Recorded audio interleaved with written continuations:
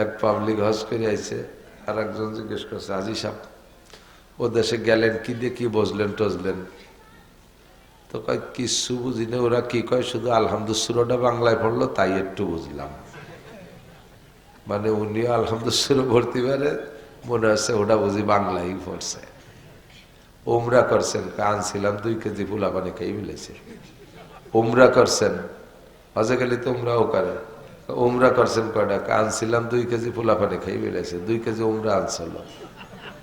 মানে জিজ্ঞেস করছে উমরা, উনি মনে হচ্ছে খুরমা। গেল পাবলিক আজি বহুত আছে এরকম। আগে ছিল ছোটবেলায় শুনতাম বোম্বাই আজি। বোম্বাই আজি নাম শুনছেন? আমি মনে হচ্ছে মোটা সোটা আবা গাবা, এই জন্য বোম্বাই আজি কয়। পরের ইতিহাস জানলাম যে না, ওই আগে তো পায়ে হেঁটে হজে যেত, ইন্ডিয়ার মধ্যে দিয়ে যাওয়া লাগতো, যাইতে যাইতে বোম্বাই পর্যন্ত যেত। ওই জায়গায় যে ওই পয়সা করি শেষ হয়ে যেত, অথবা হাঁটতে হাঁটতে কষ্ট হয়ে গেছে, পরে আর ওই বাসাটুক যেত না, ওই যাতে ফিরে আসতো। তো বোম্বাইতে ফিরে আসার পরে ওনার নাম হলো বোম্বাই আজি।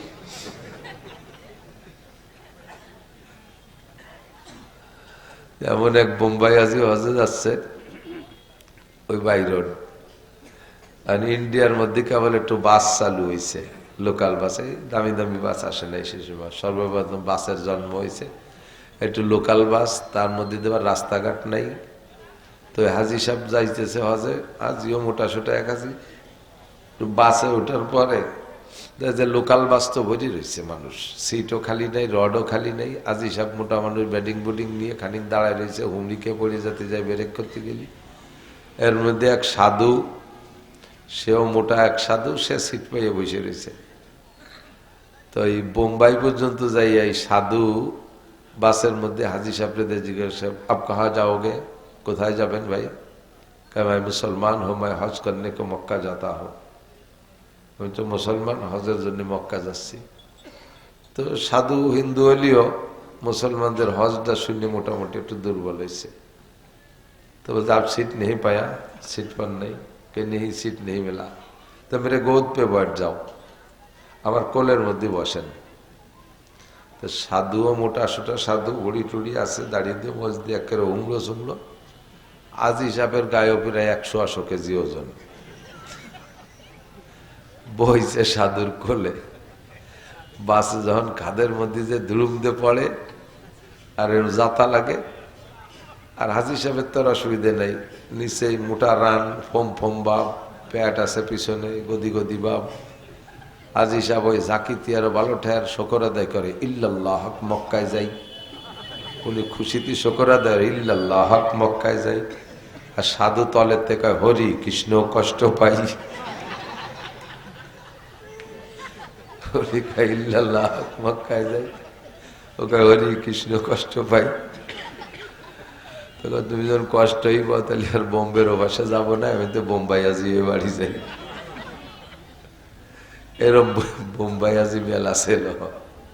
আল্লাহ তাবারক ওয়া তাআলা শাহী দরবারে শুকর আদায় করি, আল্লাহ পাক আমাদেরকে যাকে যে হালাতে রেখেছেন, যতটুক সুস্থ রেখেছেন, এটা আল্লাহ পাকের দান। রব্বুল আলামিনের দেওয়া সুস্থতা নিয়ে মোটামুটি শীতের রাত্রে দুনিয়ার কিছুক্ষণের আরামকে বিসর্জন দিয়ে জান্নাতের অফুরন্ত শান্তির আশায় দুনিয়ার কিছুক্ষণের কষ্টকে সহ্য করে জাহান্নামের অফুরন্ত কষ্টকে ভয় পেয়ে এই শীতের রাত্রে মাটির উপরে বসে কিছু ভালো কথা বলা এবং শোনার সুযোগ করে দিলেন। মালিকের দরবারে শুকর আদায় করি, আলহামদুলিল্লাহ। হযরত দালা হুজুর দাওয়াত বরকাতুহুল আলিয়া আমাদের সর্বোপরি মুরব্বী, আসন্ন জাতীয় সংসদ নির্বাচনের আমাদের এই অঞ্চলের প্রার্থী ও হুজুর, হুজুরের বয়ানের পরে, কথার পরে আর কের কথা বলা আমি প্রয়োজন মনে করি না। তারপরে হুজুর বললেন আমাকে একটু সুযোগ দেন, আমি অল্প 2-4 কথা বলে চলে যাই, পরে আপনি বলবেন। আমিও ব্যক্তিগতভাবে আজকে অনেক অসুস্থ, ঠান্ডা, জ্বর, নাক টাক বন্ধ হয়ে যাচ্ছে, মাথা ব্যথা, ঘাড় ব্যথা। 6-8 মাস আগে গত রমজানের প্রথম দিক বৈশা দাওয়াত লিখছি।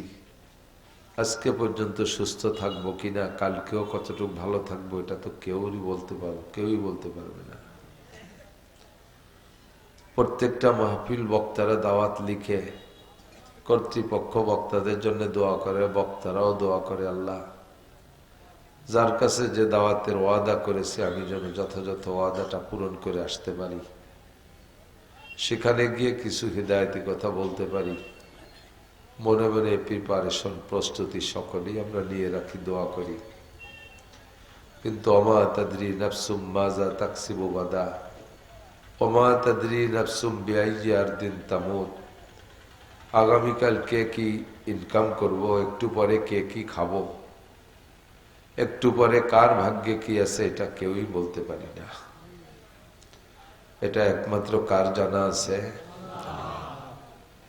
আল্লাহ এই 5টি বিষয়কে অত্যন্ত গোপন রেখেছেন।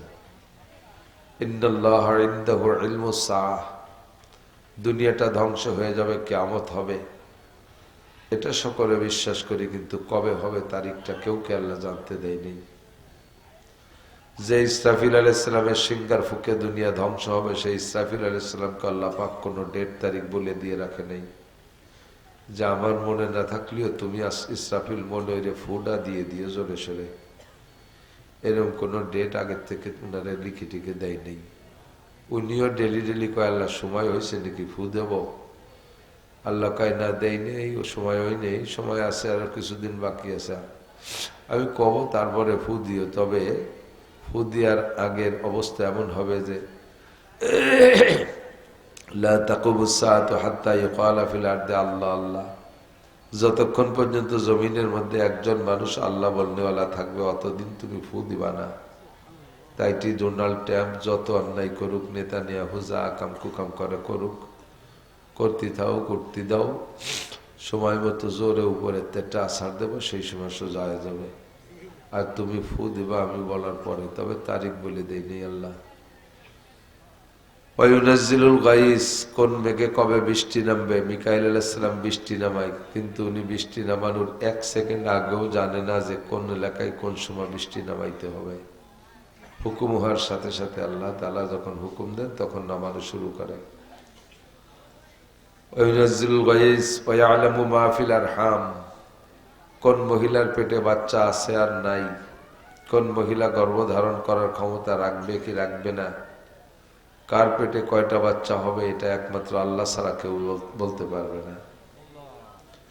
ওমা তাদরি নাফসুম মাজা তাকসিবু গাদা, 4 নম্বর, একটু পরে কে কি খাইবা আর কে কি ইনকাম করবা, এটা কেউ বলতে পারবে না, ওটা আল্লাহই ভালো জানে। 5 নম্বর, ওমা তাদরি নাফসুম বিআইয়ি আরদিন তামুত, কে কোন জায়গা কখন মারা যাবে এটাও কেউ কইতে পারবে না। এ খবর একমাত্র কার কাছে? আজরাইল আলাইহিস সালামও জানে না যে কাকে কবে কোন সময় মারতে হবে। যাকে মারার সময় হয় আল্লাহ হুকুম দেন আর তাকে সে জায়গা মেরে দেন। আমিও কতক্ষণ সুস্থ থাকবো, আপনি কতক্ষণ সুস্থ থাকবেন, কতক্ষণ বেঁচে থাকবেন বলতে পারবেন? কেউ পারবেন না। এখানে ওয়াজ শুনতে এসে বহু মাহফিল তো আল্লাহ করাইছে জীবনে, প্রায় 25, 26, 27, 28, 30 বছরই হতে লাগলো প্রায় ময়দানে।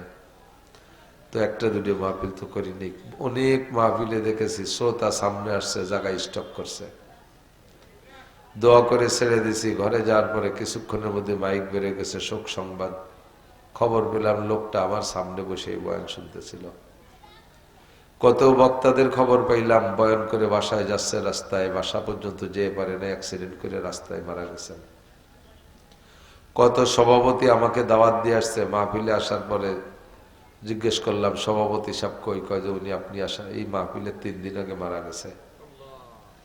সেক্রেটারি সাহেব মারা গেছে, মোহতামিম সাহেব মারা গেছে। কাজেই এ জায়গাটা বড় অস্পষ্ট, কেউ কের পর কোনো অভিযোগ করার কায়দা থাকে না। আমি কি বলতে পারবো এই সভাপতি আমারে দাওয়াত দিয়ে এসে মাহফিলের আগে কেন মরল? মাহফিলটা যাতো করি টরি ভালো বলে হয়তো আমাকে পয়সা করে দিয়ে টিয়ে মরতো, এ কি বলার কায়দা আছে? তা যদি বলার কায়দা না থাকে তাহলে আমি অসুস্থ হলাম কেন, আজকে কেন মেলাওয়াজ করতে পারবো না, এ কথা কি বলা ঠিক হবে? এই জায়গায় সব আসতে দিয়েছে, এবার ভোট কম দিয়েছে। গরুটাও যদি অসুস্থ হয় স্বাভাবিকভাবে মরার সুযোগ দেয়, কিন্তু বক্তারা যত অসুস্থ কোনো অবস্থায় ছাড় নেই। দাওয়াত রাখছেন তো মরলেও স্টেজে মরতে হবে, এদিক সেদিক মরতে পারবেন না। এখানে কাহারও মাতুব্বারি নেই। চাই আমার সারা জীবনটাই এভাবে, ছেলেবেলার থেকে প্রাইমারিতে যখন পড়তাম তখন আমি যদি কোনোদিন স্কুলে না যাইতাম, সাথীরা কেমন যেন মনক্ষুণ্ণ থাকতো। ফেতরাতি ভাবে, বংশীয় ভাবে, একটু হাসি খুশি ভাবে আমরা চলাফেরা করি, একটু আনন্দ ফুর্তি নিয়ে চলি, জরুরি কথাটাও একটু হাসি আনন্দের মাধ্যমে বলি, এটা আমাদের বংশীয় ধারা।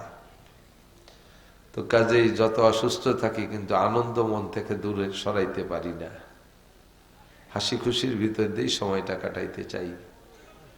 আমি আল্লাহ পাক রব্বুল আলামিনের কাছে সে দোয়াই করি, দুনিয়ায় যতদিন বাঁচায় রাখো আল্লাহ আমাদেরকে শান্তিতে রাখো। আপনারা কি অশান্তিতে থাকতে চান? তা শান্তি যে আমি দোয়া করলাম এটা আমিনও তো করলেন না, শুধু আতুঠে মোনাজাতের সময় আমিন করতে হয় নাকি? হাজি সাহেবরা যারা গেছেন, হজে গেছেন, তার তো বাঙালি পাবলিক হাজি তো অতটা বোঝে না। বাঙালি পাবলিক হাজি একজন, আমরা 19 সালে যেবার হজে গেছি সেইবারের হজের সময় একজন সেনাবাহিনীর বড় অফিসার ছিলেন এবং মুক্তিযোদ্ধার আঞ্চলিক কমান্ডারও ছিলেন। উনি ওই বছর আমাদের সাথে হজে গেছে, বুড়ো মানুষ। তা আমি আরাফাতের দিন ওনাকে ফোন দিছি, রেস্তায় মামা হয়। আমি বললাম, মামা এই আপনি কোন জায়গা, আরাফাতের মাঠের কোন জায়গা? তো উনি কয়, বাবা আমি 2 দিন আগে আরাফাতের মাঠের কাজ সারিয়েছি। 2 দিন আগে আরাফাতের মাঠের কাজ সারিয়েছি। একজন আমার কলেজ, ওই দিন বাড়ি ভিড় হবে না, এই জন্য আপনি আগে আগে সারিয়েছেন। মানে ফজরের রক্ত আর ঘন্টা 2 আগে নামাজ পড়ি ফেলানোর মতো। এই হলো পাবলিকের হজ। এক পাবলিক হজ করে আইছে, আর একজন জিজ্ঞেস করছে, হাজি সাহেব ও দেশে গেলেন কি দিয়ে কি বসলেন টসলেন? তো কয় কিছু বুঝি না, ওরা কি কয় শুধু আলহামদুসুরটা বাংলায় পড়লো তাই একটু বুঝলাম। মানে উনি আলহামদুসুর ভর্তি পারে, মনে হচ্ছে ওটা বুঝি বাংলাই পড়ছে। উমরা করছেন, আনছিলাম 2 কেজি ফুলা পানি খাই বলেছে। উমরা করছেন, হজে গেলে তো উমরাও করে। উমরা করছেন কয়টা? আনছিলাম 2 কেজি ফুলা পানি খাই বলেছে। 2 কেজি উমরা আনছিল। মানে জিজ্ঞেস করছে উমরা, উনি মনে হচ্ছে খুরমা। গেল পাবলিক আজি বহুত আছে এরকম। আগে ছিল ছোটবেলায় শুনতাম বোম্বাই আজি। বোম্বাই আজি নাম শুনছেন? আমি মনে হচ্ছে মোটা সোটা আবা গাবা, এই জন্য বোম্বাই আজি কয়। পরের ইতিহাস জানলাম যে না, ওই আগে তো পায়ে হেঁটে হজে যেত, ইন্ডিয়ার মধ্যে দিয়ে যাওয়া লাগতো, যাইতে যাইতে বোম্বাই পর্যন্ত যেত। ওই জায়গায় যে ওই পয়সা করি শেষ হয়ে যেত, অথবা হাঁটতে হাঁটতে কষ্ট হয়ে গেছে, পরে আর ওই বাসাটুক যেত না, ওই যাইতে ফিরে আসতো। তো বোম্বাইতে ফিরে আসার পরে ওনার নাম হলো বোম্বাই আজি।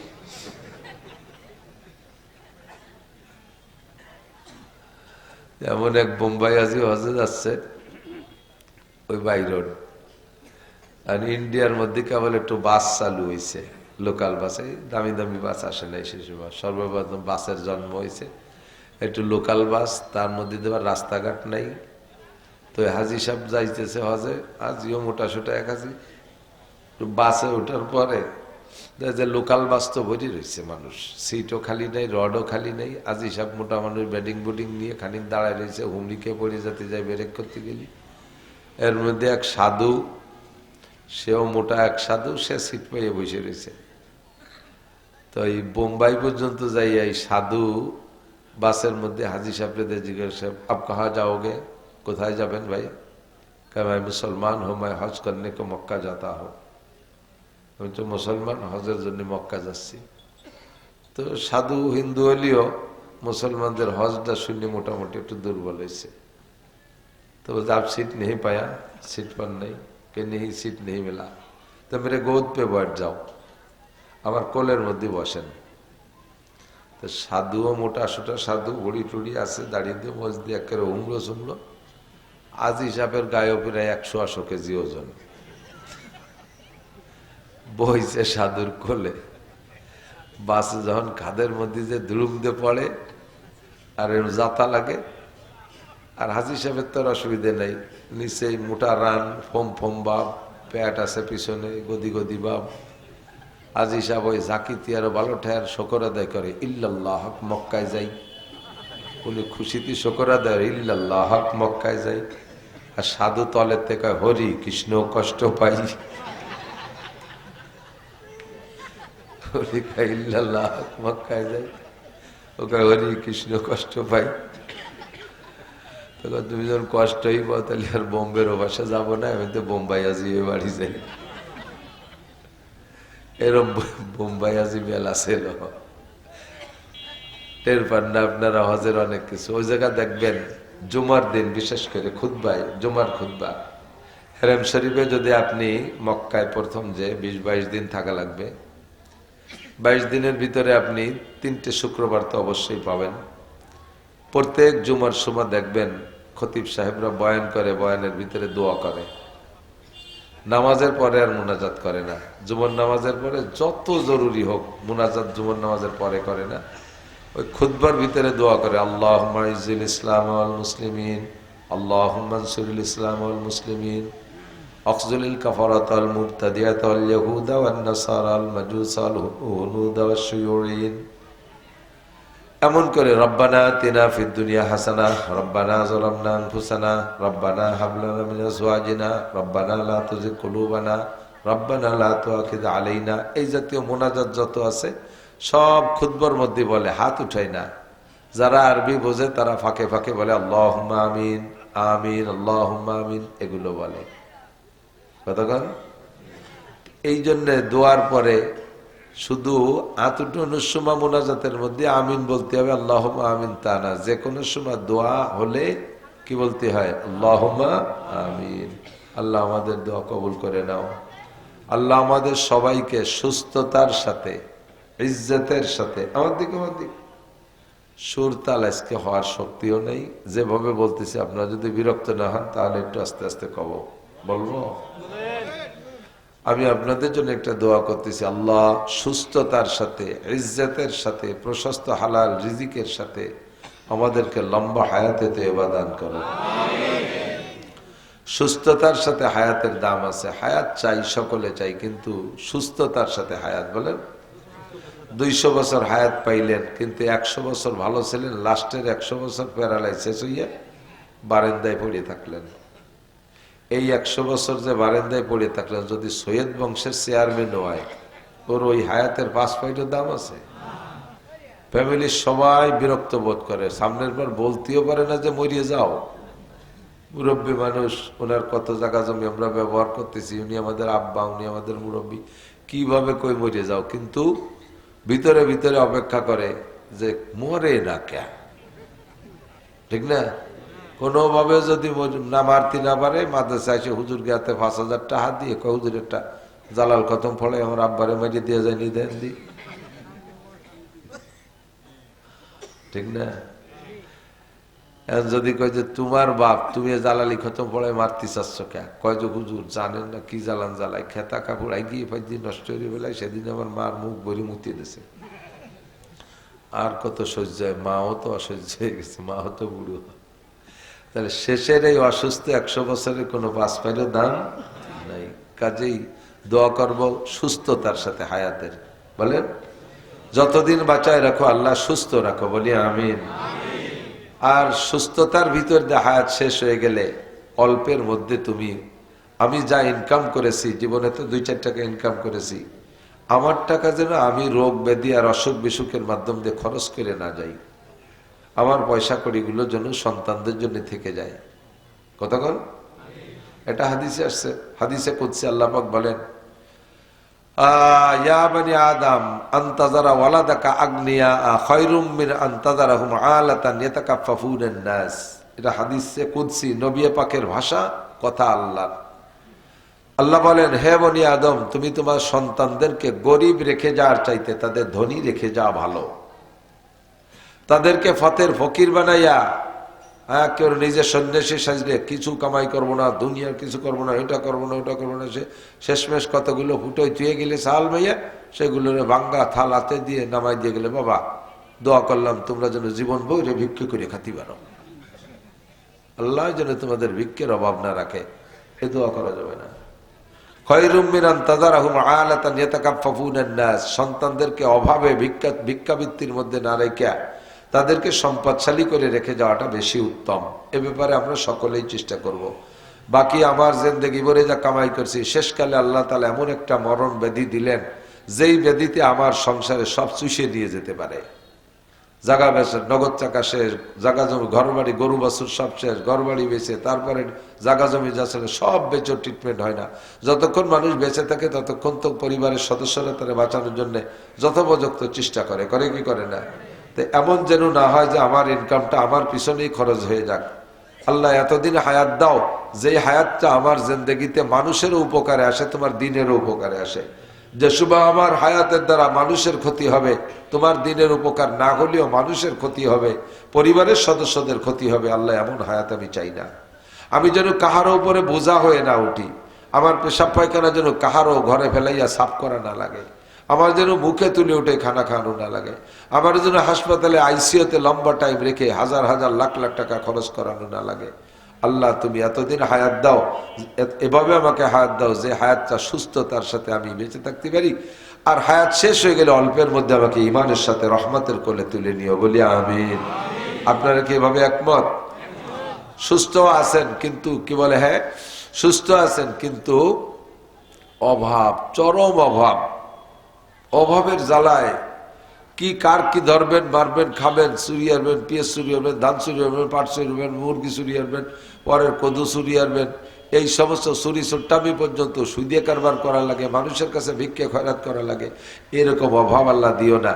তুমি প্রশস্ত হালাল রিজিকের সাথে আমাদের লম্বা হায়াত দান করো, বলেন আমিন।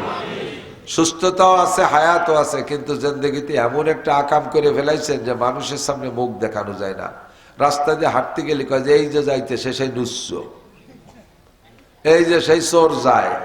তাহলে হাটে বাজারে যেখানে যাবেন মানুষ এভাবে খেপাই নিয়ে বেড়াবে, ঠাট্টা করবে, বিদ্রুপ করবে। এরকম হায়াতও চাই না। যতদিন আল্লাহ বাঁচায় রাখে যেন ইজ্জতের সাথে রাখে, বলে না আমিন। সবাই সেভাবে হায়াত চাইবেন। তো দুনিয়ায় শান্তি দুইটা জিনিসের নাম। কয়টা জিনিস? আপনারা শান্তি চান তো নাকি এবার আমি সাদিয়ে সুদিয়ে শান্তি চাচ্ছি? সবাই শান্তি চান তো? আপনারা চান না চান, আমি শান্তি চাই। আল্লাহ শান্তি চাইতে শিখাই দিয়েছে। কোরআন শরীফের আয়াত কি? রব্বানা আতিনা ফিদ দুনিয়া হাসানাতাও ওয়া ফিল আখিরাতি হাসানা ওয়া কিনা আযাবান নার। আতিনা ফি দারি দুনিয়ানা হাসান আতিনা ফি দারি উকবানা হাসান। দুনিয়ায়ও শান্তি চাই, আখিরাতেও শান্তি চাই। কোন জায়গা কান্তি চাই না। শান্তি চান না কান্তি চান? কান্তি চান না শান্তি চান? শান্তি চাবেন। আল্লাহ শিখিয়ে দিয়েছে শান্তি চাইতে। কেন আমি অশান্তি চাব? সারা দুনিয়ায় যত মখলুক আছে সমস্ত মখলুক যারা প্রাণী জগৎ সকলেই খায়। পিপিলিকায়ও খায়। চেই পোকাটা হাতের সিপা চাপায় চুলকনি হলে ওর মধ্যে পোকা হয় না ছোট ছোট, এটাকে চেই পোকা বলে। এই চেই পোকাও খায়, সকলেই খায়। তো খাওয়ায় কে?